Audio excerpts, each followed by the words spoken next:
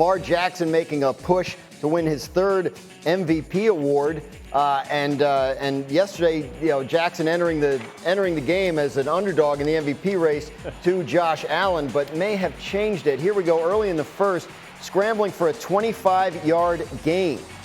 And the difference is he's playing from the pocket. He runs when he has to. Runs when he has to, and that time he did. This time Derrick Henry had to, and he powered in for the touchdown, put Baltimore up 7-0. Henry had 147 yards in the game. Late in the second, Ravens up 10-2.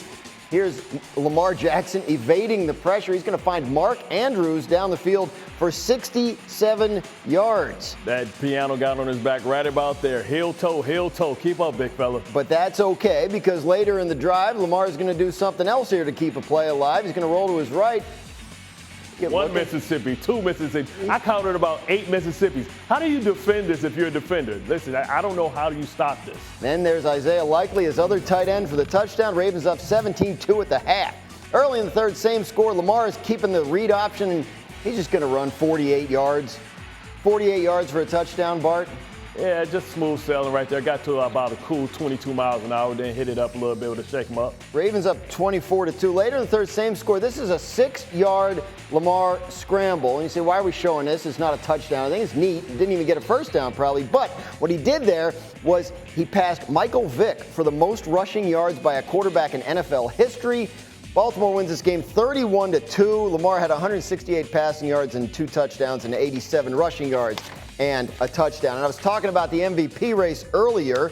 Yesterday, entering the game, Jackson was plus 375 at ESPN Bet to win the MVP, but he's closed the gap, as you can see here, on Buffalo's Josh Allen. Lamar leads the league in QBR and touchdown passes and is on pace to pass for 4,000 yards in a season for the first time in his career. So, Hawk, I feel like we were starting to give this MVP award to Josh Allen. Were we wrong? Were we too hasty? Is Lamar now the leader in that race? It was way too early, to be honest with you, Graz, because there was a lot of football left, and there was a lot of football left for Lamar Jackson against really good football teams. Like, if we put the AFC contender and playoff bracket up, you're going to see that Lamar Jackson has played against the majority of those teams. Josh Allen has had an incredible season. His best season in his career, and in any other year would be the runaway MVP. But the reality is, we're watching Lamar Jackson do things we didn't even think were possible at the quarterback position. To throw for 4,000 yards, over 40 touchdowns, as well as 850 yards rushing, he has a real opportunity to throw for 4,000 and rush for 1,000, and only have 4 interceptions to boot. He's playing at a level of football, again, we have not seen, we didn't think was possible. And if he continues that in the final week of the season to solidify and put a stamp on the fact that they're going to be division champs, it's going to be hard not to give it to Lamar Jackson. He's my front runner, and I think it's going to be tough for Josh Allen to overcome. I mean, you can call me a homer for being a former Raven, but, the facts don't lie. Now you can talk about the numbers don't lie. You talk about, what Lamar Jackson's been able to do. We heard everything that Hawk said, but also the fact that he plays in one of the toughest divisions in all of football. Listen, he's not a guy that's going to try and pad his stats or going to try and go for an MVP, because he understands he has bigger things in his vision. He doesn't care about the MVP. He's talked openly. He could have played in the fourth quarter if he wanted to pad his stats to try and help his resume out, but he's more concerned about winning the team goal, not individual goals. For everything that people have always said, that Lamar Jackson is only a guy that's an athlete playing quarterback. We're seeing a guy that's slicing defenses up, and he has one of the most complex running defenses and all the different ball handling that he has to do on that side that I don't think he gets enough credit for. But he's playing at an MVP level again, even better than what he did last year. Yeah, he's been consistent throughout his career. He doesn't care about the awards. He cares about winning that Super Bowl. Adam, what do you got? Well, I was going to say that he's won the MVP twice before. Yep. And the way he's playing right now with the numbers he's produced are better than what happened when he won MVP in 2 previous years. But to your point, Dan, I'm sure he doesn't care about a third MVP as much as he does making a deep playoff run to New Orleans that would dethrone the Chiefs and prevent that three-peat from happening. Kansas City's got Xavier Worthy in the backfield now. They go quick pass left, angling left front pylon, touchdown. This is from the Steeler 11. Near side, throw in the end zone. Todd, touchdown. The guys they're mentally tough and they're physically tough, and we played some really good football teams. Getting that number 1 seed is important. It's like winning the playoff game, and so I was happy to get that done. The Kansas City Chiefs, they get the bye at 15-1, beating the Steelers 29-10.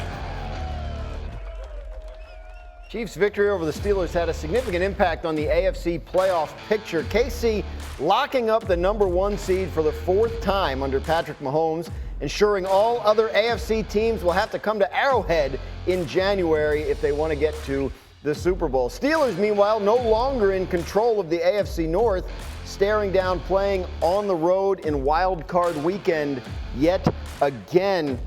We look at that playoff field there, Hawk, and as it stands right now, obviously a couple things could change, but as it stands right now, you look at the rest of the AFC, who do you think poses the biggest threat to top-seeded Kansas City? I don't want to be a victim of recency bias, but it is the Baltimore Ravens. I mean, we talk about what they've had offensively. Obviously, Lamar Jackson playing the best we've ever seen him and 10 times better than anyone ever thought was capable. You have Derrick Henry, the best running back of this generation, looking as young as he ever has. The differentiator for them has been their defense. In the first half of the season, there were people calling for the firing of Zach Orr. And since then, the defensive backfield specifically, they've not only stepped it up, they've become an asset to this team. And so when you think about what they have offensively and the fact that the Ravens defense has looked like the Ravens defense, that is going to be scary in the playoffs. And whatever you thought of them early in the season, you should know that this is a completely different football team. And I'll leave you with this. Their defensive EPA per dropback in the first half of the season, they were 28th. Since then, they're #1 in the league. So I'm telling you, look out for the Baltimore Ravens. They're scary. If there's a rematch of last year's AFC Championship game, it'd be in Kansas City, not Baltimore. But of course, didn't go great for the Ravens in Baltimore, so maybe that's all right. Who's your biggest threat to the Chiefs? And I mean, I love Hawk's pick because I love the Ravens. But man, how can we ignore the Cincinnati Bengals? I mean, nobody wants the Cincinnati Bengals again. You talk about the Bengals and the Ravens. The Ravens escaped with 2 victories against the Bengals. And you talk about Joe Burrow. If they would have been in better playoff contention, we'd be talking about him as the MVP. He's already thrown for over 4,000 yards. He has 39 TDs up to 8 interceptions. You talk about Jamar Chase and what he's doing with 1,500 yards after having a banged-up year. Nobody wants to play them, and we know that Joe Burrow doesn't fear going into Arrowhead, a.k.a. Burrowhead, at times when he's on point. Adam, Bart's pick made you laugh. Why? Well, nobody wants to play the Bengals. That's true, and they are really good. But the problem is nobody may have to play the Bengals right. because by the Chiefs winning yesterday, again, that takes away some of their motivation to win in Week 18 when they play the Denver Broncos. If the Broncos find a way to win the Bengals as tough as they are on Saturday, or if the Broncos find a way to win that last game of the season against the Chiefs that don't have anything to play for at that point in time, if Denver wins either one of those games, doesn't matter how good and dangerous Cincinnati is, they're not going to the playoffs. They're out. And so it's going to be tough for the Bengals to make the playoffs right now. If the Bengals needed the Steelers to win that game yesterday to enhance their chances at making the postseason. Bart, I agree with you about the talent level of the Bengals, but they have lost their margin of error, and now it is such that they are going to need a lot of help. So it's not going to be easy for the Bengals to do that. And by the way, Baltimore, I agree, also immensely talented. But nobody's mentioned Buffalo.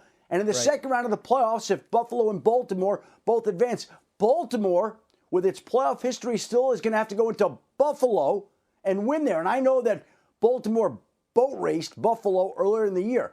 But now it's going to be the postseason. Now it's going to be in Buffalo. Now it's going to be a head-to-head matchup, if we get that, between the 2 MVP candidates, Lamar Jackson and Josh Allen. And we've now essentially see the AFC playoff picture coming into focus.